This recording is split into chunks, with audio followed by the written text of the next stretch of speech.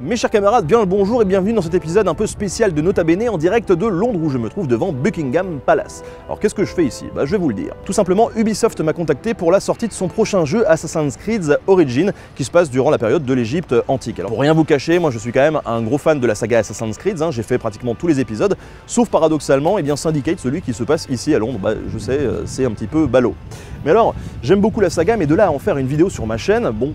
Et puis Ubisoft, ils sont venus me chercher, ils m'ont dit voilà, on a envie de sortir notre jeu et de faire un gros événement, et du coup on a privatisé le département des antiquités égyptiennes du British Museum, voilà, rien que ça, et on aimerait bien que tu sois là, donc jeux vidéo, plus Égypte, plus un des plus gros musées du monde, j'ai dit oui, alors du coup on y va et on se retrouve au British Museum.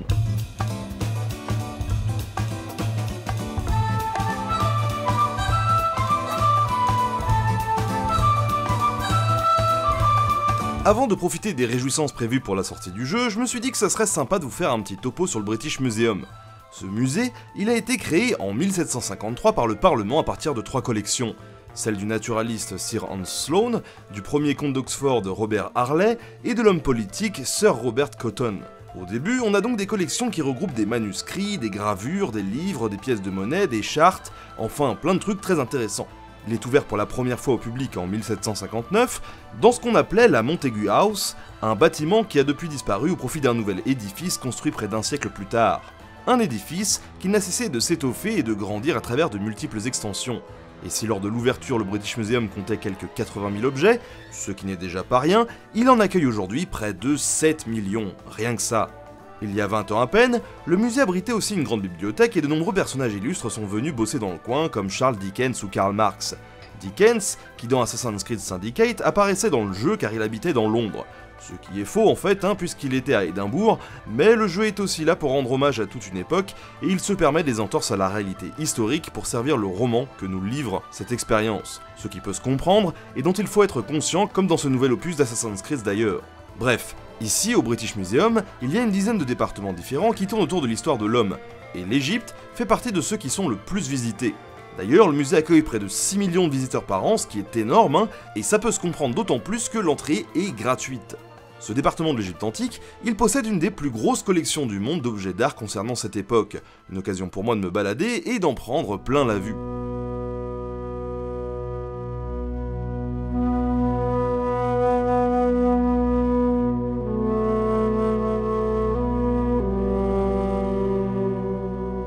Dans les joyeusetés que nous avait prévu Ubisoft, il y avait plusieurs ateliers et visites thématiques où l'on pouvait s'inscrire, comme un parcours sur les hiéroglyphes, sur la création du monde dans l'Égypte ancienne ou sur les momies. Pour ma part, j'ai choisi d'axer ma visite sur l'art égyptien et la religion. Et pour un petit topo là-dessus, je vous propose de faire le point avec Andrea.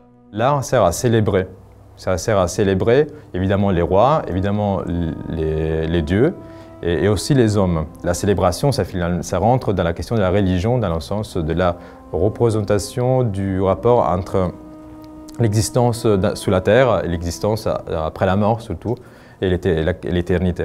Ça sert à pérenniser l'identité, souvent, par exemple des hommes. Pas tout le monde avait droit, c'était une élite qui avait accès à cet art, pour avoir accès après à l'au-delà. En fait, il faut comprendre l'art égyptien comme une émanation du pouvoir central. Donc, finalement, les codes sont partagés par une élite déjà des personnes qui pouvaient lire le hiéroglyphe et qui l'utilisaient, qui le mettaient sur les parois des temples, qui utilisaient donc des codes qui étaient communs. Finalement, quand on va dans une certaine ville, on va retrouver plus ou moins les mêmes codes dans une autre ville.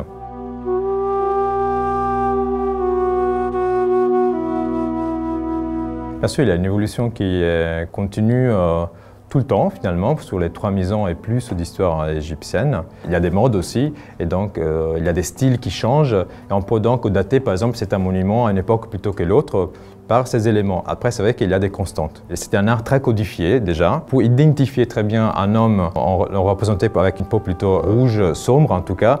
Une femme, c'était une peau plutôt claire. Jaune. Les divinités avaient des couleurs différentes, comme il y avait des divinités noires, bleues ou vertes, et ces couleurs avaient une symbologie, une signification en tout cas. Par exemple, le noir est lié à l'idée de fertilité, parce que ça représente peut-être en effet l'état dans lequel est la terre fertile de l'Égypte après la crue du Nil. Et donc chaque divinité a à son histoire, à sa mythologie, et donc aussi des attributs, des courants différents, une amulette par exemple qui pourrait le différencier d'une autre divinité. Et comme ça, en effet, dès qu'on voit, on peut comprendre qui il est. Mais il faut savoir aussi que les rois sont dieux, finalement, ont un caractère divin. Donc on retrouve parfois certains attributs ou certains symboles qui sont plutôt divins, qu'on les trouve chez les rois, et qui sont plutôt royaux, qui sont chez les dieux. Et, par exemple, les sceptres qu'on connaît, qu'on pense soient typiques de certains pharaons comme Toutankhamon, en effet, ça désigne la royauté, et donc on les retrouve représentés plutôt chez Osiris ou Anubis, dans des scènes où on veut montrer leur aspect royal, en effet, de gouverneur. Donc il faut aussi considérer ce type de mélange, de réciprocité, de symboles.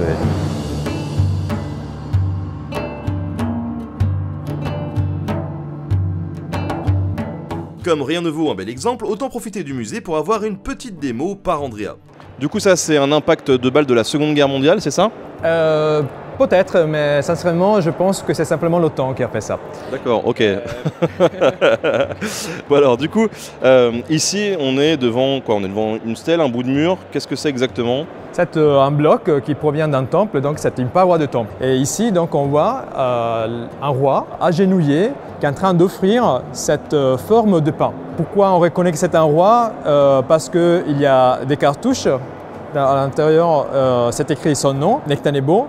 Et ici, nous avons aussi la couronne qui est typiquement royale. Avec le cobra, avec exactement le cobra qui est caractéristique des couronnes des rois et aussi des divinités, parce que c'est une caractéristique quand même assez divine, protège dans ce cas le roi, parce que le cobra, ça représente le rayon du disque solaire et attaque les ennemis. Donc c'est dangereux, mais aussi protecteur. Ce qui est très intéressant, c'est que les inscriptions nous permettent aussi de savoir d'où ça provient très probablement, parce que si on lit, on trouve des noms géographiques. Et ici, on peut comprendre par exemple que ce monument provient du temple d'Héliopolis dédié au dieu Atum. Quand on regarde un petit peu ces personnages comme ça qui sont de profil, moi ça me fait penser un peu à la BD. Est-ce qu'il n'y a pas une réflexion derrière, quelque chose? Exactement, comme dans la BD, finalement, l'art égyptien est figuré et écrit. Donc nous avons une représentation et nous avons des textes qui nous expliquent la représentation. Et donc, exactement comme dans une BD, on peut lire comme si c'était comme dans une BD, où la personne, le roi, dit, ou par exemple c'est son nom. Donc ici nous avons les noms du roi. Et ici nous avons une description, une légende finalement de la scène entière. Et finalement ça marche de la même manière. Et donc la BD c'est pas si moderne que ça en fait? Pas du tout même.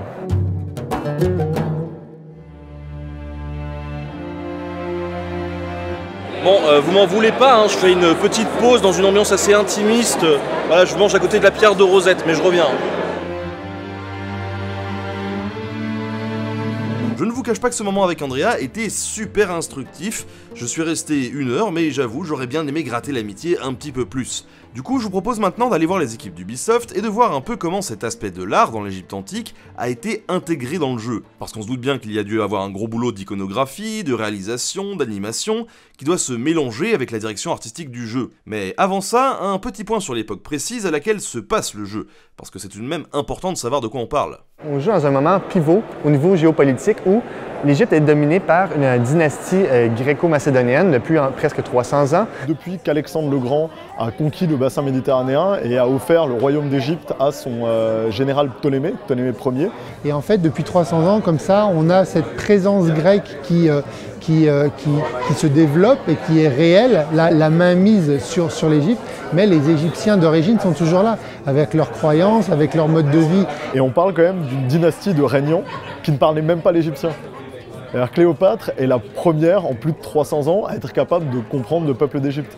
Ce que la dynastie ptolémaïque va faire, à l'inverse, c'est vraiment d'intégrer les différents éléments de la religion, de la vie au quotidien, et se les approprier également. On n'est pas dans des périodes monothéistes à ce moment-là, et du coup, on se rend compte qu'on a une vraie volonté de fusionner les divinités grecques avec les divinités égyptiennes. Les Grecs font ce qu'on appelle le syncrétisme. Ils s'approprient les croyances égyptiennes et ils font une contrepartie grecque Par exemple, Apis devient Sérapis. On a des cas typiques ou des cas connus comme Amon et Amon-Zeus, où on transforme en fait certaines figures pour qu'elles parlent un peu plus et pour avoir des connexions beaucoup plus fortes et communes. Ce que ça fait, c'est que le pouvoir ptolémaïque, le pouvoir de Cléopâtre, de Ptolémée, légitimise leur pouvoir sur une divinité qui est autant reconnue par les Grecs qui vivent en Égypte que par les Égyptiens eux-mêmes, même si dans la symbolique, ils auront deux divinités différentes, par exemple. C'est justement une tentative à la fois de fusion culturelle, de mélange d'influences et en même temps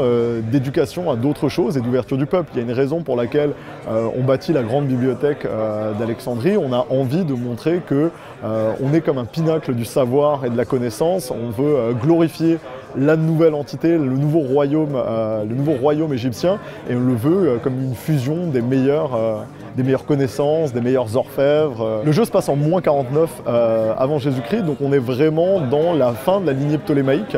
Les protagonistes principaux historiques que l'on va rencontrer sont Julius César et Cléopatra Sipiter VII, son frère Ptolémée XIII. On commence le jeu en fait à la mort de Ptolémée XII et au moment de la guerre de succession. Nous, ça nous donne un contexte où il y a des tensions à l'interne, il y a une guerre civile qui se prépare. Le frère et époux de Cléopâtre, Ptolémée XIII lui-même, la rejette du trône, du pouvoir. Et puis en plus, il y a Rome au travers de tout ça qui essaie de se mélanger à l'histoire égyptienne, qui essaie de prendre le contrôle. Donc ça nous crée un système et une géopolitique riche qui nous crée une belle opportunité pour raconter une histoire dans un environnement qui est incroyable.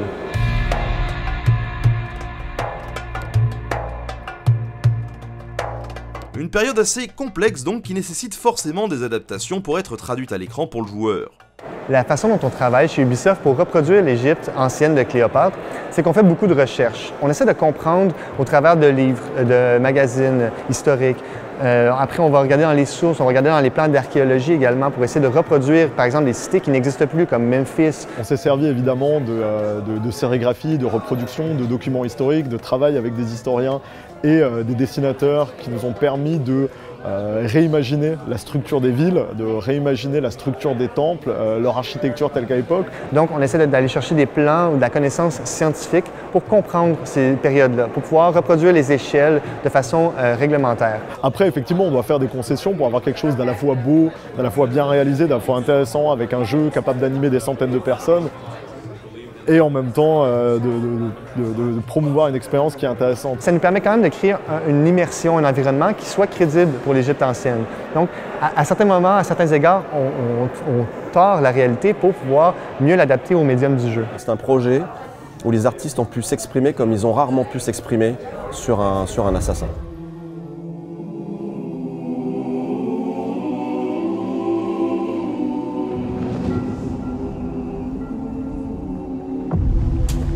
Il y a un travail de recréation, de réinterprétation qui a été hyper demandant, mais aussi très stimulant pour l'équipe artistique notamment.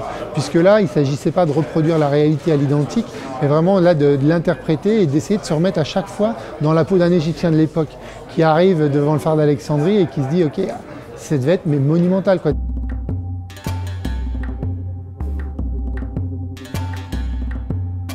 On s'est beaucoup basé sur des choses. Ce qu'on a fait par contre, c'est qu'on a vraiment exagéré les proportions. On adore la statue Sekhmet, le lion. On a fait des versions à peu près de 15 fois la taille réelle. Parce qu'une vue de caméra derrière un joueur est jamais la même qu'une vue à vue d'homme à terre. Donc ça nous permettait justement de jouer sur ces échelles-là. Quand tu joues, il faut que tu vois de façon plus large, il faut que tu vois les opportunités. Donc l'angle va tout écraser forcément. Donc pour ramener l'impression qu'on pourrait avoir devant la réelle chose à sa taille réelle, nous force à tricher comme en théâtre en fait ou en cinéma. Lorsqu'on y arrive au moment où on veut créer par exemple des temples avec les grands pylônes monumentaux qui sont couverts de hiéroglyphes, qui sont couverts de fresques, ce qu'on a fait, c'est qu'on a utilisé une technique assez générale où on a repris quelque chose qui serait crédible pour l'époque et on l'a reproduit un peu partout. Donc, réalistement, si un égyptologue, un philologue regarde le texte, il va réaliser qu'il y a probablement peu de lien entre le texte réel qui est marqué sur le temple et la vocation du temple ou même le lieu lui-même. Et après, effectivement, il y a aussi une question de ressources et de quantité de choses qu'on peut mettre dans le jeu. Donc on a mis un maximum d'éléments complètement uniques à l'intérieur du jeu. Parfois on va reproduire des fresques, certains patterns et autres d'un temple à un autre parce que on n'avait simplement pas la force, la capacité de retrouver toutes les informations nécessaires et de refaire tout à l'identique. Vous ne faites pas un documentaire, vous faites le film Gladiateur. Vous êtes là pour amener des émotions et travailler des compositions fortes, travailler des couleurs qui ont de l'impact. On fait de la mise en scène, on fait du spectacle. On n'a pas la prétention de faire un document historique de référence internationale. On a pour prétention de faire un jeu qui redonne avec excellence le sentiment qu'on pouvait avoir à l'époque.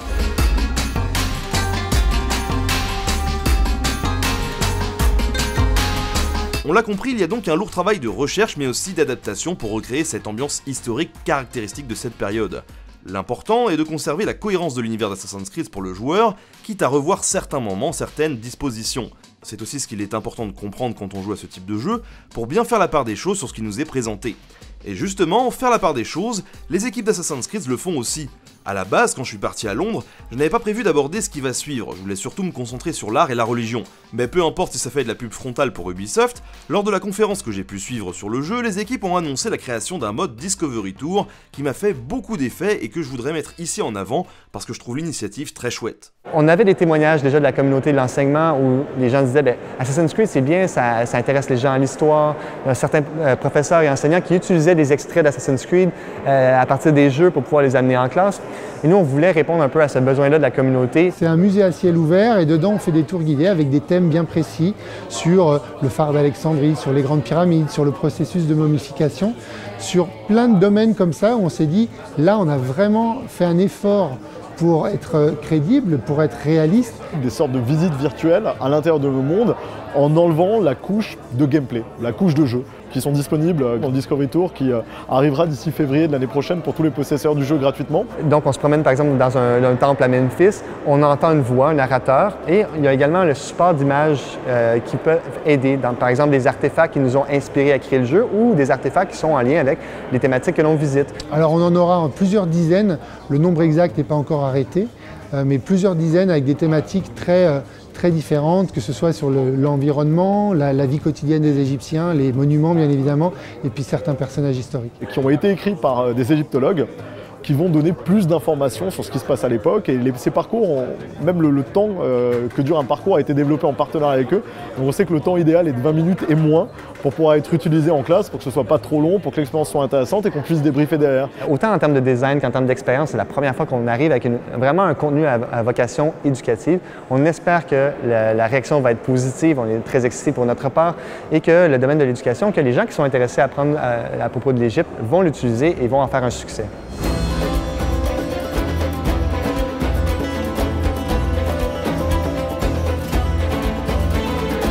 Voilà, j'espère que cette vidéo vous a plu et qu'elle vous aura permis d'apprendre quelques trucs sur le British Museum, sur l'art dans l'Égypte antique et surtout sur la représentation de l'histoire dans des jeux comme Assassin's Creed qui, je le rappelle, sont des jeux à ambiance historique qui véhiculent une image assez romancée de l'histoire, c'est pas 100% vrai, ce qui n'empêche pas qu'on peut apprendre des trucs. Ça, on le voit bien à travers l'annonce du nouveau mode sur Assassin's Creed Origins qui est le mode Discovery Tour. Ça fait des années qu'on demande ça et qu'il y a des historiens qui demandent ça aussi pour l'utiliser en cours. Ça y est, on l'a, donc un mode plus pédagogique où on va pouvoir se débarrasser de tout l'aspect, on va dire, plus ludique du jeu et on va pouvoir vivre des visites en audio guide dans un monde un peu 3D. En tout cas, voilà, restez curieux quand vous jouez à des jeux comme Assassin's Creed, c'est très important. Et d'ailleurs, vous l'êtes un curieux puisque quand j'ai rencontré les équipes d'Ubisoft il y a quelques mois, ils m'avaient avoué que quand ils annoncent un nouvel opus d'Assassin's Creed, eh bien systématiquement sur Wikipédia, eh bien, il y a un pic de consultation des articles Wikipédia liés à la période abordée dans le nouvel opus qu'ils annoncent. Donc moi, je trouve ça absolument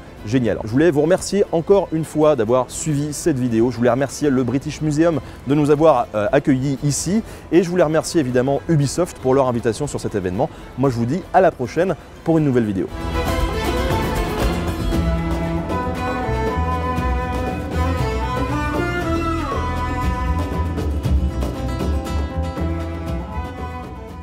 Ma préférence à moi. Oui, je sais.